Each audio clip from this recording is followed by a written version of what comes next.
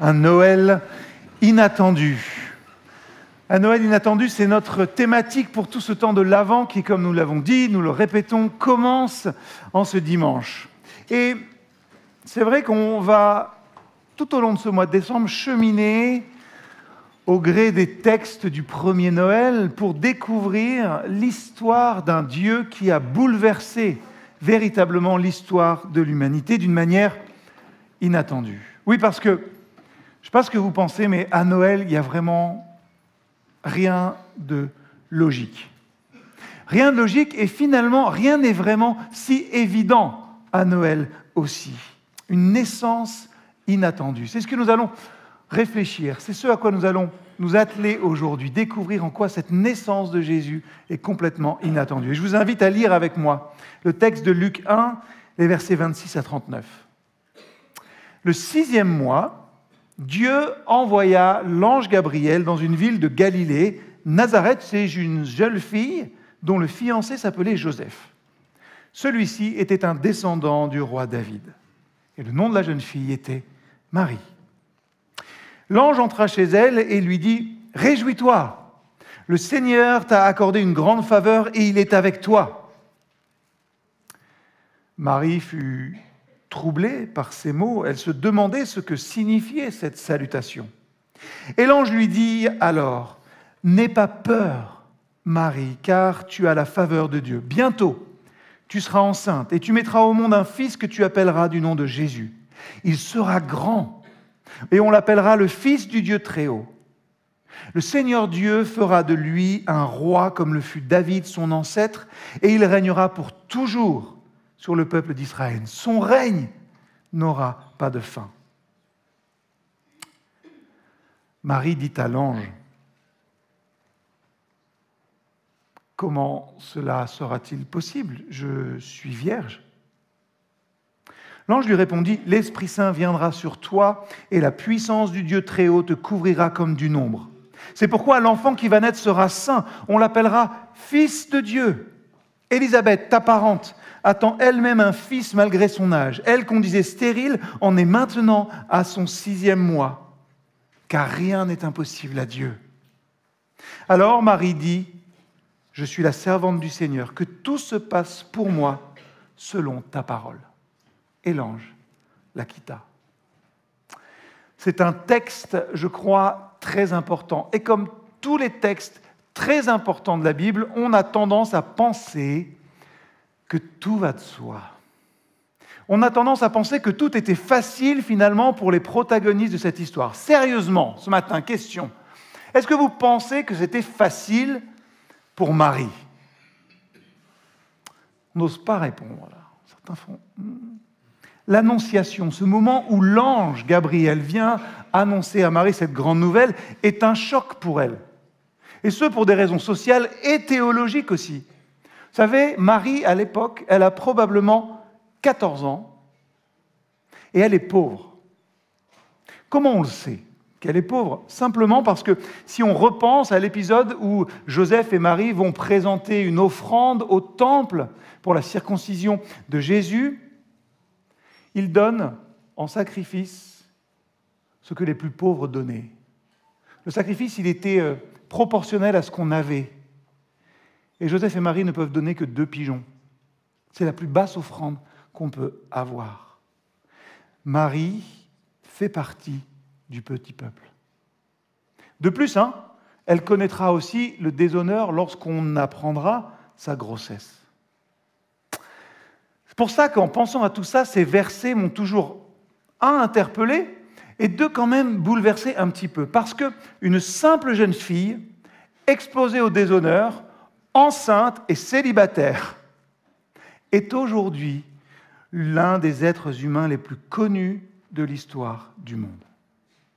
Alors vous savez sans aucun doute que nous, protestants évangéliques, nous ne prions pas Marie. Mais quand même pour nous, elle est une femme à part, particulière et importante dans l'histoire. Pourquoi ? Je pense que c'est avant tout dû à la manière dont elle répond à l'ange, à l'envoyé de Dieu. Comment Marie réagit au message que Dieu a pour elle. Et cette réponse aussi, franchement, elle est inattendue.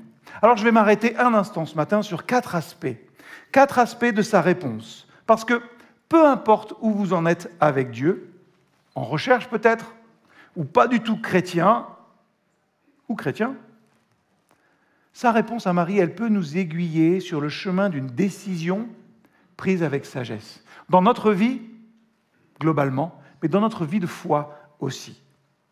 La première chose que Marie fait, après l'annonce de l'ange, va vous paraître évidente, mais des fois, aujourd'hui, j'en doute quand je vois certaines décisions.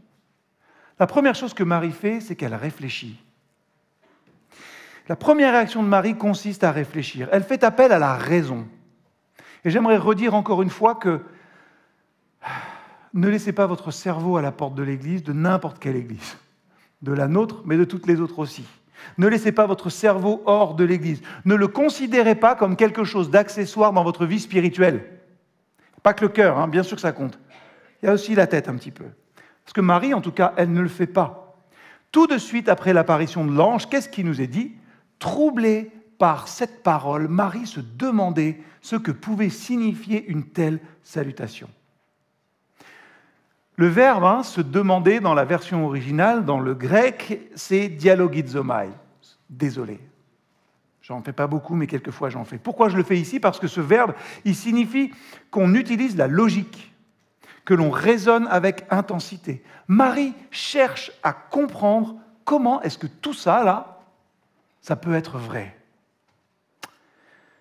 Ça peut nous sembler un petit peu bizarre à nous, hommes et femmes du XXIe siècle, mais vous savez, les populations antiques n'étaient pas moins dubitatives que nous, si un ange se pointait devant eux. Nous, on se pense rationnel et scientifique, et l'apparition d'un ange, ça nous paraît complètement impossible. Par contre, les populations antiques, c'était un peu superstitieuses, donc du coup, elles n'avaient aucun mal à croire à ces choses surnaturelles. Donc, on tient pour acquis que si un ange apparaît à quelqu'un du 1er siècle, il va dire « Oh, hello there !» Ce qui veut dire, puisque je sais que vous n'appréciez pas tant l'anglais que ça, qu'est-ce que ça veut dire au fait ? Ah, c'est dur. Ah, voici un ange. Bonjour. Quel est le message aujourd'hui ? Pas une vision un peu beaucoup paternaliste et arrogante de nos ancêtres ? Non ? Le texte nous dit que Marie lutte pour comprendre et croire ce qu'elle a entendu. Marie lutte pour comprendre et croire ce qu'elle a entendu. Et c'est peut-être votre situation devant le message de l'Évangile, pour bien des raisons. Peut-être que vous luttez à cause de votre éducation, à cause de votre manière de penser, à cause de votre manière de réfléchir, à cause des circonstances de votre vie aussi. Marie lutte pour comprendre et croire ce qu'elle a entendu. Pourquoi ? Déjà, parce qu'elle est juive.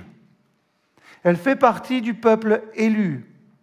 Et la nouvelle qu'on lui annonce, ne s'accorde pas vraiment avec ce qu'elle savait. Le message de l'ange, c'est « un être humain sera divin ». Le message de l'ange, c'est « le Dieu du mont Sinaï devient humain ». Du point de vue de la raison, c'est impossible à comprendre. C'est difficile déjà à concevoir pour nous aujourd'hui que Dieu se fasse être humain, que Dieu se fasse petit bébé. On dit souvent que Marie et Joseph doivent changer les couches du Dieu éternel. Pour les Juifs, ça choque encore un peu plus leur sensibilité morale. Par conséquent, si Marie veut croire le message prophétique, elle se heurte à bien des obstacles rationnels. Ils sont différents des nôtres, c'est vrai, mais ils sont tout aussi grands. Ce n'est pas facile pour Marie d'accueillir la parole comme ça. Voilà, tu vas être enceinte par l'action du Saint-Esprit. Ce n'est pas si simple que ça. C'est difficile pour elle, dans son monde, de croire à l'Évangile qui commence avec cette venue de Jésus-Christ, que ça l'est pour nous aujourd'hui. L'Annonciation représentait et représente toujours, je crois, un défi majeur pour tous les paradigmes et toutes les visions du monde. Dit simplement, si vous êtes parmi nous pour la première fois ce matin, nous ne vous en voudrons pas de penser que nous sommes complètement fous. C'est dit très simplement. Quel que soit l'endroit, quelle que soit l'époque, les êtres humains ont toujours dû surmonter d'énormes obstacles pour croire que le Dieu créateur de l'univers a choisi le ventre d'une jeune fille pour y naître en tant qu'être humain. Une naissance inattendue. Et à aucun moment, cette idée n'a pu s'accorder aisément avec la sagesse prônée par telle ou telle époque. L'Annonciation, eh bien, ça joue contre tous les récits culturels et ça exige en tout cas un travail intellectuel rigoureux aussi. Et Marie n'y échappe pas. C'est ce qu'on va voir. Elle soupèse les preuves. Elle évalue la cohérence interne des affirmations et elle conclut effectivement que tout cela est vrai. Si elle est capable de le faire, elle, alors je crois que nous aussi, nous devrions être disposés à utiliser notre raison pour évaluer le message chrétien. Première chose que Marie fait, elle réfléchit. La deuxième chose, et on a peut-être moins de difficultés à la suivre là-dessus, la deuxième réaction de Marie consiste à exprimer ses doutes. Ouvertement, verset 34, Marie dit à l'ange, et je ne sais pas comment elle l'a dit, j'aurais bien aimé être là. Vous savez, je ne sais pas si elle l'a dit avec terreur ou effroi, ou si elle l'a dit avec un petit sourire en coin. Vous savez, mais comment ça se fait? Comment cela se fera-t-il, puisque je n'ai pas de relation avec un homme? Encore une fois, Marie n'est pas quelqu'un de crédule. Elle ne dit pas, bien sûr, tu es un ange, tout est miraculeux, donc je vais simplement l'accepter. Ce n'est pas ce qu'elle dit. Ce n'est pas ce qu'elle dit à ce moment-là. Non, elle émet une remarque que toute personne sensée aurait faite. Comment pourrait-elle avoir un enfant si elle n'a pas de relation sexuelle? Parce que franchement,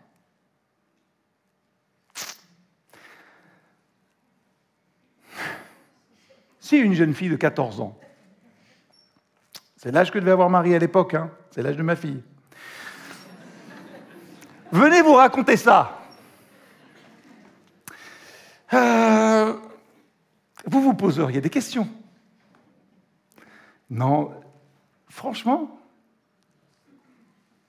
sérieusement, allez, tu sais, faut avouer, à moitié pardonner. C'est pas la réaction qu'on aurait.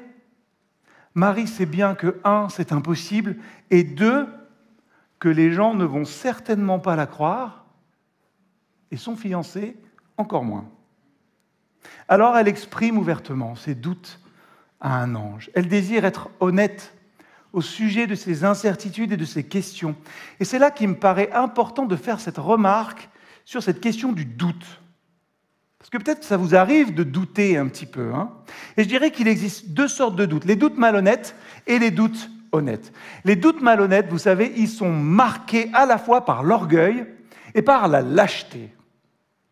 Oui, je vais jusque-là. Les doutes malhonnêtes, ils sont signes de mépris et de paresse. Avoir un doute malhonnête, c'est dire « quelle idée absurde » et simplement s'en aller, ou sa version actuelle, ce serait « c'est stupide ». C'est impossible. Réfléchissez à toutes les fois où vous dites cela. C'est pas possible, c'est stupide. Ça, c'est une affirmation, mais ce n'est pas un argument. C'est une façon d'échapper au travail difficile et laborieux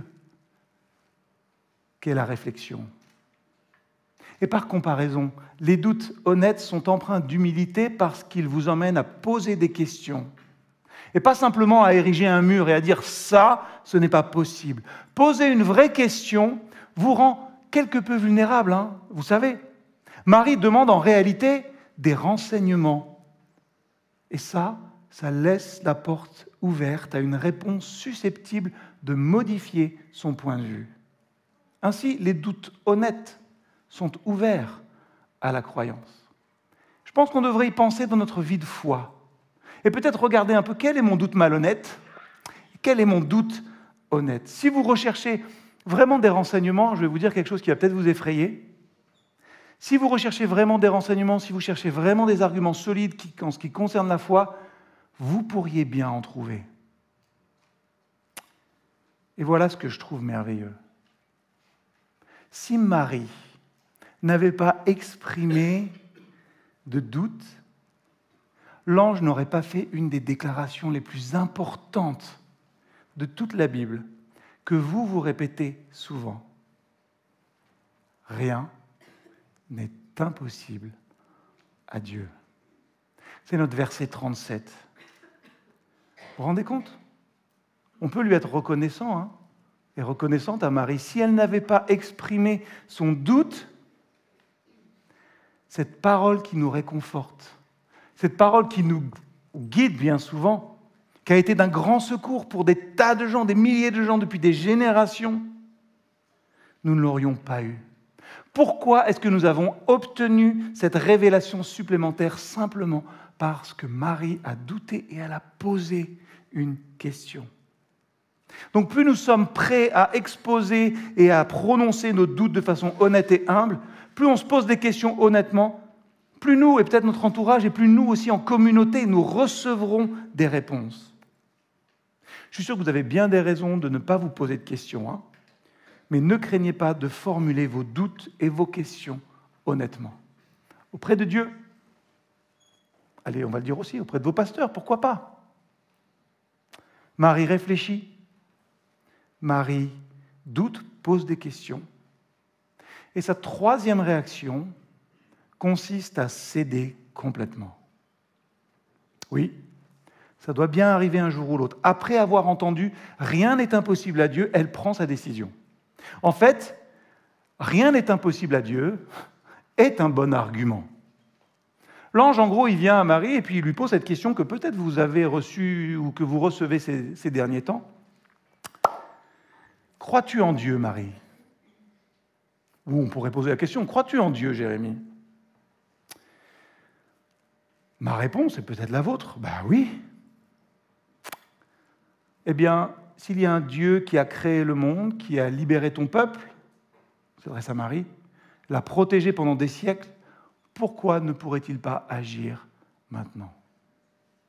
Cette question, elle retentit aussi pour nous. Crois-tu en Dieu? Oui? Non? Si tu dis oui, ce Dieu de l'univers, tu crois tout ce qu'il a fait, pourquoi ne pourrait-il pas agir maintenant? Et ça, pour Marie, ça lui semble tout à fait logique. Donc du coup, elle dit, « Je suis la servante du Seigneur, que ta parole s'accomplisse pour moi. » Peut-être que vous vous dites parfois, « J'aimerais bien être chrétien, devenir chrétienne, mais est-ce que pour ce faire, il ne faudrait pas que je fasse ci ou que je fasse ça? Est-ce que je ne devrais pas arrêter, cesser de faire ci ou faire ça ?» Je ne vais pas vous mentir, des questions comme ça, elles ont une certaine légitimité, parce que vous ne pouvez pas devenir chrétien sans prendre en considération ce qu'il vous en coûtera. Jésus lui-même nous invite à calculer la dépense avant de devenir ses disciples. Je ne l'ai pas inventé, c'est Luc 14, 25. Vous savez, le problème, c'est que je crois que beaucoup d'entre nous, nous souhaitons plutôt négocier le coût plutôt que le calculer. On aime bien négocier.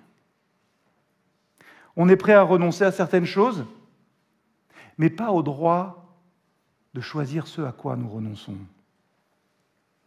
On veut pouvoir analyser les coûts, on veut pouvoir analyser les profits par rapport à divers types de comportements, parce que ça nous permet de rester, vous savez, bien assis sur le siège conducteur de notre existence. Quelqu'un a dit, quand on veut suivre Jésus, la chose la plus difficile à donner est à l'intérieur. Vous savez, lorsque Dieu apparaît à Abraham, il lui dit « Abraham, quitte ta terre natale, la terre de Chaldée, et suis-moi. » Abraham, il lui dit « Mais où est-ce qu'on va? Où vais-je, Seigneur ?» Et Dieu lui répond en substance « Je vais te le montrer plus tard. » Il veut que le patriarche, ce vieil Abraham, renonce au droit de déterminer par lui-même la meilleure façon pour lui de vivre.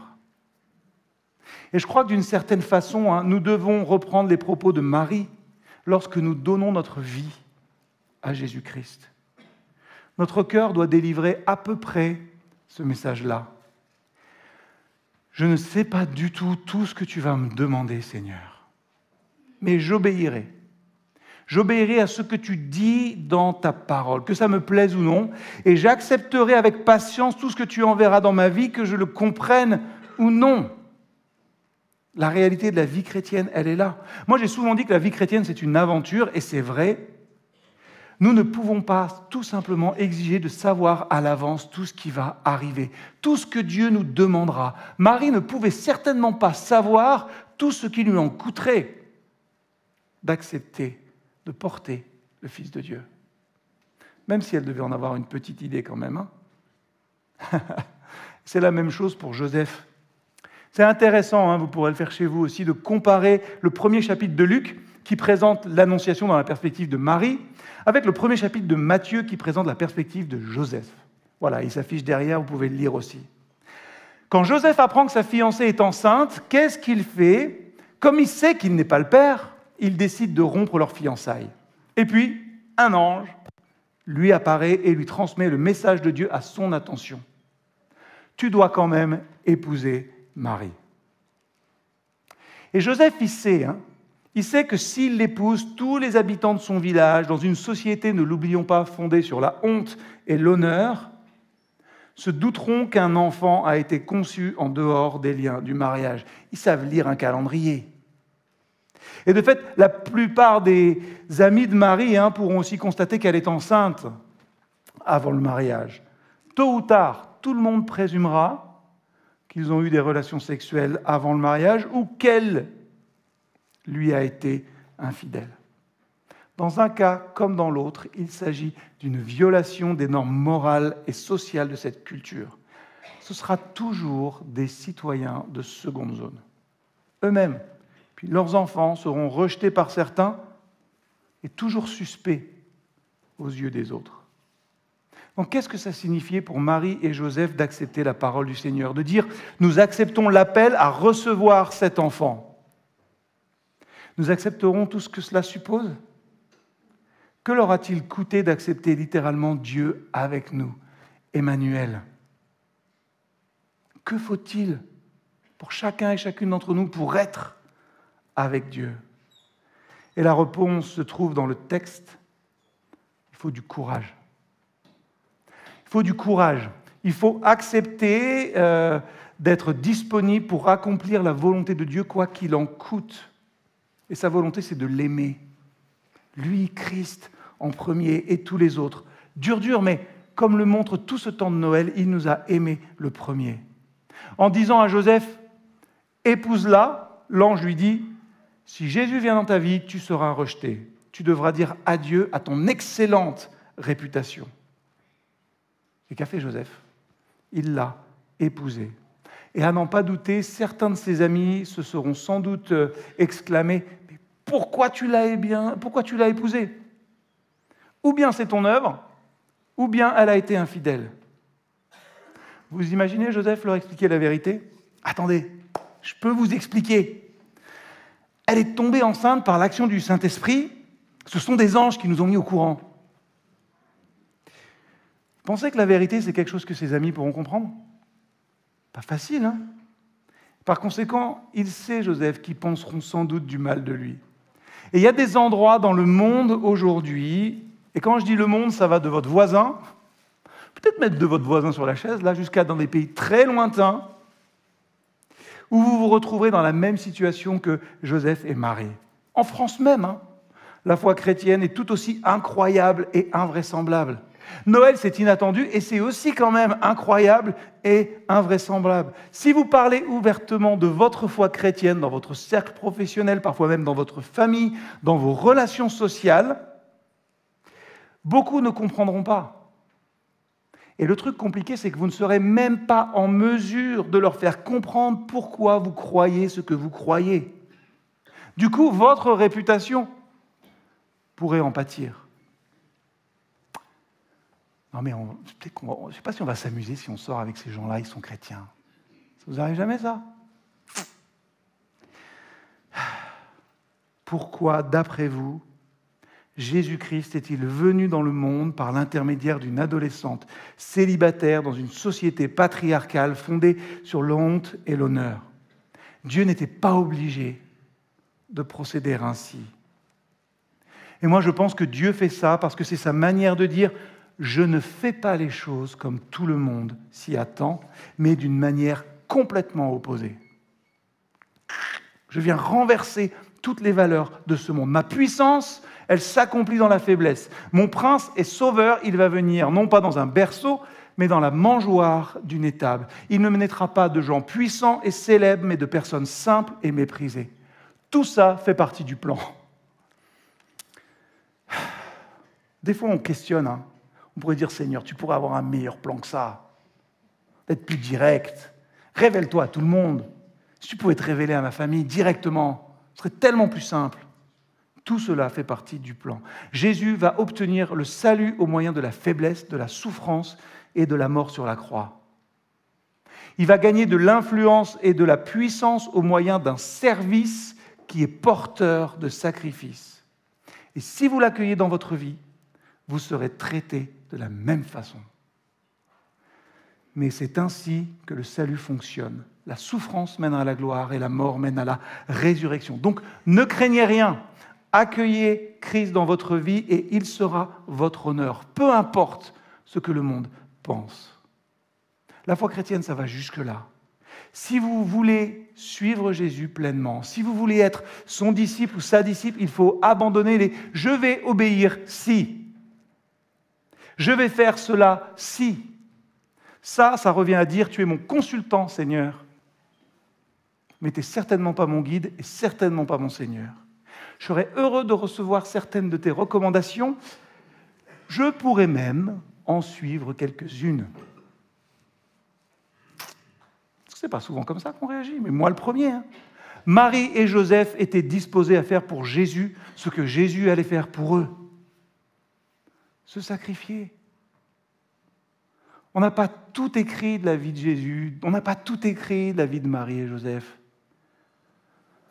On passe vite sur certains événements, on n'était pas là pour voir, mais ça demande un sacré courage, une sacrée obéissance de se lancer dans la vie comme ça. Il a été obéissant jusqu'à la mort sur la croix, Christ. Ce n'était pas facile non plus. Marie et Joseph étaient disposés à faire pour Jésus ce que Jésus vient faire pour nous tous. Marie réfléchit, Marie doute, Marie cède.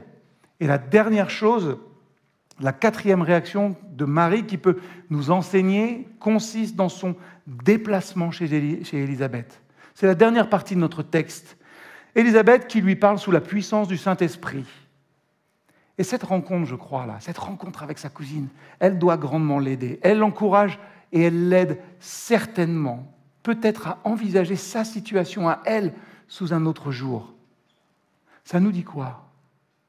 Ça nous dit que nous avons besoin les uns des autres. Nous avons besoin des autres. Marie ne semble pas réellement comprendre tout ce qui lui arrive jusqu'à ce qu'elle aille voir une autre sœur croyante, qu'elle parle ensemble et qu'elle termine par louer Dieu. Le texte d'après, c'est le Cantique de Marie. Vous pourrez le voir mercredi dans les méditations, mais lisez-le cette semaine. Cette louange qui sort de Marie.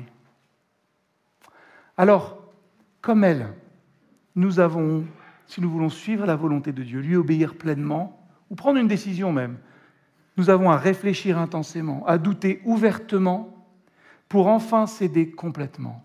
Et il ne suffit pas de faire tout ça en solitaire. Hein. Ce que je pense, c'est forcément la vérité. Eh bien non.